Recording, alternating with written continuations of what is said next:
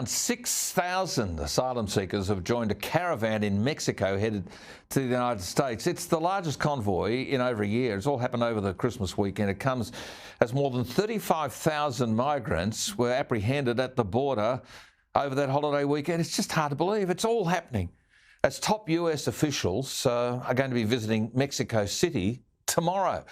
Let's bring in Sky News contributor Kosha Gada, who knows a lot about this sort of stuff. I mean, Kosha, the poll numbers out of the United States show that President Biden's immigration policy has failed. Does this trip to Mexico City signal that the Biden administration has finally woken up to the reality? Great to be with you, Gary. I think it signals that the administration has woken up to the optics, maybe not the reality, because the poll numbers, as you mentioned, have been plummeting. This is an issue where 70% of Americans, based on the Real Clear Politics average poll of polls, disapproves of his handling of the border.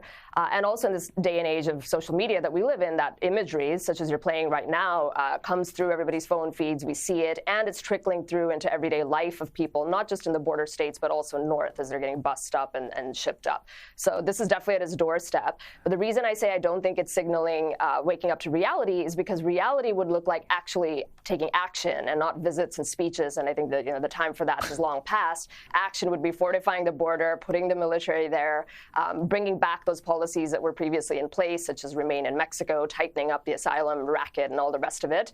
If they want to do it, they can do it. It requires political will. And both parties for decades have not shown that they have it.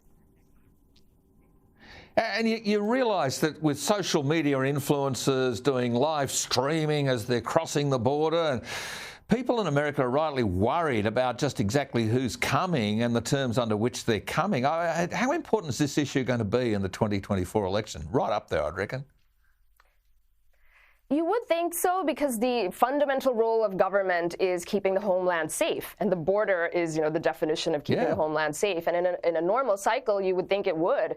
The issue is, I think, gone are the days of a normal election cycle where issues and policies and the candidates actually matter. And we've moved into this era of systems-based elections, where it's all about who's better at navigating and wielding the system of turning out the vote, of navigating, mass mail-in balloting, which is now the norm in many states, of being able to leverage the judicial system and putting the whole weight of that against the leading candidate of the other side, as is happening right now. So people kind of who are very good, the party that's better at navigating, leveraging all of those tactics, which often seems to be the Democrat Party, they're just very savvy at that. You would think that even in the wake of this kind of an issue, they actually, might just pull it out again, as we see them doing again and again, even though policies are very unpopular.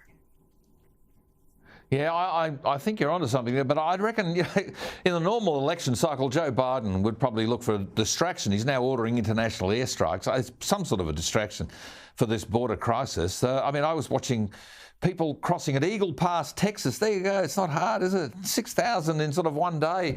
Extraordinary stuff. Look, while we're on the topic, what do you make of these repeated attacks on US troops from Iranian-backed groups that have triggered Biden's decision now to order these airstrikes? Yeah, I think you're right that pointing to a foreign foe is a time-tested and trusty strategy for distracting away from poor performance domestically. So there's something in that for sure. I think it also reminds people of how in the wake of a weakened America, Iran is stronger and is emboldened, and some of the policies that this administration and the previous one did, the famous plane loads of cash and all that stuff went in there. Just you see that sort of coming home to roost a little bit. I think it also raises a bigger question that many Americans are increasingly asking, which is, why do we have so many bases and troops in that part of the world and elsewhere anyway, as there is a shift in the domestic appetite back home towards non-interventionalism and focusing more on the problems at home instead of being all over the world. I think these kinds of things, where we've got our troops as sitting ducks in some of the worst corners of the world, is something that I think my fellow Americans are certainly asking a lot more about.